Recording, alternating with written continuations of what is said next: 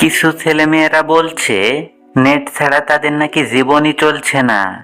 আবারও কেউ বলছে নেট ছাড়া সে নাকি অন্ধ।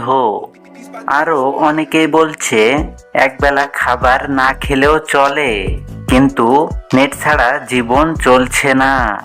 আহা, মুসলমান মিথ্যার জগতে থেকে অন্ধ হয়ে গেছে।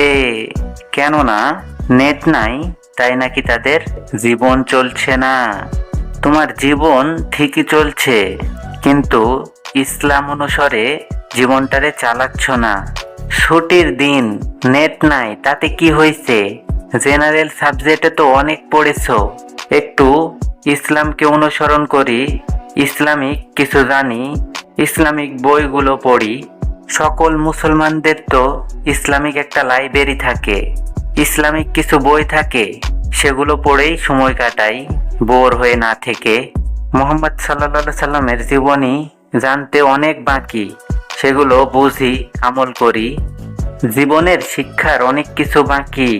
আদম আলাইহিস সালাম থেকে বর্তমান জামানায় কি হচ্ছে এগুলো জ্ঞান অর্জন করি। হয়তোবা কিয়ামতের আর বেশি দিন বাকি নাই, সূর্য পশ্চিম দিক উঠতে আর বেশি দিন বাকি নাই। বর্তমান জামানার যে অবস্থা, আমরা বর্তমান ইয়াং জেনারেশন ভেবে নিয়েছি যে অনলাইন ছাড়া এই দুনিয়াতে আর কিচ্ছু নেই। কিন্তু আমরা এটা জানি না যে অনলাইন হচ্ছে ইহুদিদের একটা চক্রান্ত, বিরাট চক্রান্ত। কেননা আমি নিজে প্রমাণ। আমাদের বাপদাদার আমলের লোকগুলোকে দেখো, তারা কৃষি কাজ করে 5 ঘন্টা, 8 ঘন্টা, 10 ঘন্টা। কেউ বা রিক্সা চালায়, কেউ ভ্যান চালায়, তবুও তারা ফুল এনার্জিটি থাকে। তবুও তারা কত স্ট্রং ভাবে কথা কয়, সব দিক টানে এখনো স্মার্ট আছে।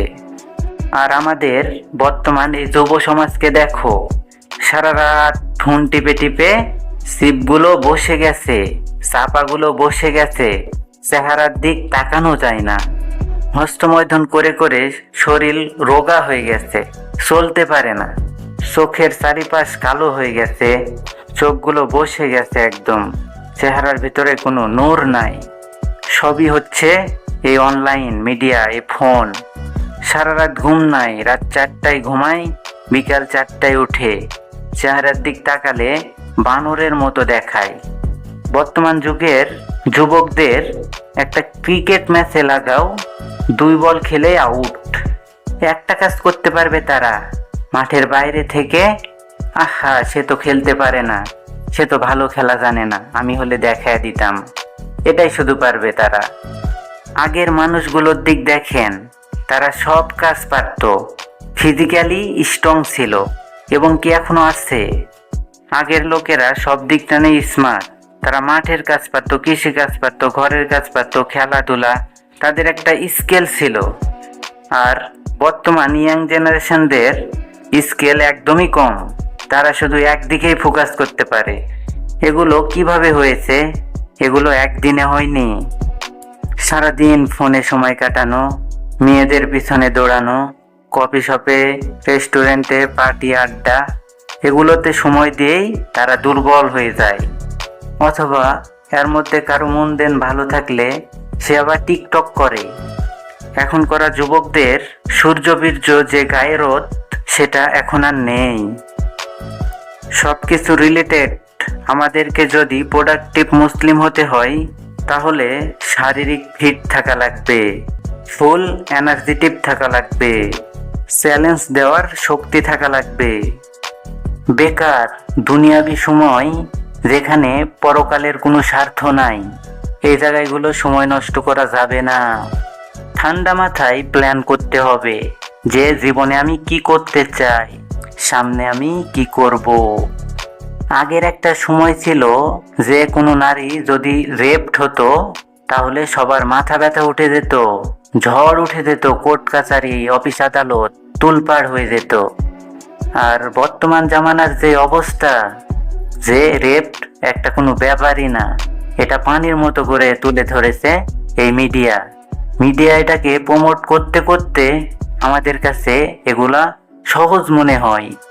আগে একটা মানুষ মদ পান করলে তার ভিতরে একটা ফিলিংস থাকতো যে আমি একটা বড় খারাপ কাজ করছি। তার মনে একটা ভয় থাকতো, লুকিয়ে লুকিয়ে মদ পান করতো। আর বর্তমানে এই যুগে এগুলো সব পানির মতো করে দেওয়া হয়েছে, ওপেনলি খাচ্ছে, যার যেটা মন চায় সে সেটা করছে। এগুলো সব মিডিয়ার মাধ্যমে হচ্ছে। মিডিয়া এগুলাকে প্রমোট করতে করতে এত পরিমাণ আমাদের কাছে সহজ মনে হয় যে এগুলা কোনো ব্যাপারই না। আগে একটা মানুষ খুন করলে সে ভাবতো এটা একটা বিশাল পাপ, তার দিকে মানুষ তাকিয়েই থাকতো। আর এখন খুন হতে হতে মিডিয়া এটাকে প্রমোট করতে করতে সবাই ভাবছে এটা নর্মাল, এটা কোনো বিষয়ই না। অনলাইন জগৎটা এত খারাপ। সব কিছু অনলাইন মিডিয়ার জন্যই হচ্ছে। অনলাইন মিডিয়ায় সব কিছুকে নর্মাল বানানো হচ্ছে।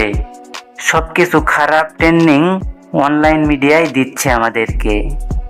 গার্লফ্রেন্ড বয়ফ্রেন্ডের ব্যাপারটাই আগে মানুষ লুকিয়ে লুকিয়ে করছে, চিঠি দেওয়া দেওয়ি করছে লুকিয়ে লুকিয়ে। আর এখন ওপেনলি গার্লফ্রেন্ড বয়ফ্রেন্ড ঘুরে বেড়ায়, ওপেনলি রাস্তায় বসে থেকে কিস করে। অশ্লীলতা যে না ব্যভিচার পুরা বিশ্বে ছড়িয়ে দিচ্ছে এই মিডিয়া। অনলাইন মিডিয়াই মানে হচ্ছে ধোঁকা।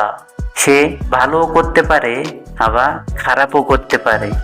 অনলাইন এত পরিমাণ ধোঁকা দিচ্ছে যে কেউ টেরই পাইতেছে না। অনলাইন এমন একটা জিনিস যার ভিতরে ভালো খারাপ দুটোটাই আছে। যার ভিতরে ভালো খারাপ দুটোটাই থাকে সে কখনোই ভালো হয় না, সে মানুষের ইমোশনাল নিয়ে খেলা করে। তাই তো বলছি, অশ্লীলতা মিথ্যার জগৎ থেকে বেরিয়ে সত্যর পথে ফিরে আসি। সময় যদি কাটাতেই হয় ইসলামিক বই পড়ে কাটাবো, নবীজি মোহাম্মদ সাল্লাল্লাহু সাল্লামের জীবনী পড়ে কাটাবো, মহান রব্বিল আলামিনের আল কুরআন পড়ে কাটাবো। তাহলে ইনশাল্লাহ এই দুনিয়াতেও শান্তি, পরকালেও শান্তি পাবো ইনশাআল্লাহ।